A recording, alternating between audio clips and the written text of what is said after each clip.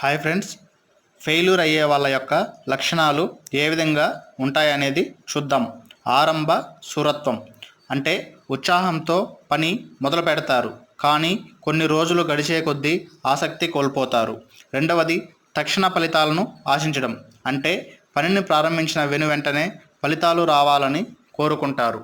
అది ఎలాగూ జరగదు కాబట్టి నిరాశకు లోనై పనిని మధ్యలోనే ఆపివేస్తూ ఉంటారు. మూడవది అన్నీ తెలుసనే భ్రమలో ఉంటారు. దీనివల్ల వైఫల్యాల నుంచి ఏవీ కొత్తగా నేర్చుకోరు. నాలుగో పాయింట్, అడ్డంకులకు భయపడటం. ఎదురు దెబ్బ తగలగానే చేతులు ఎత్తేస్తారు.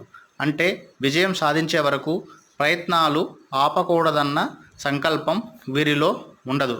కాబట్టి ఎక్కువగా ఫెయిల్యూర్ అవుతూ ఉంటారు.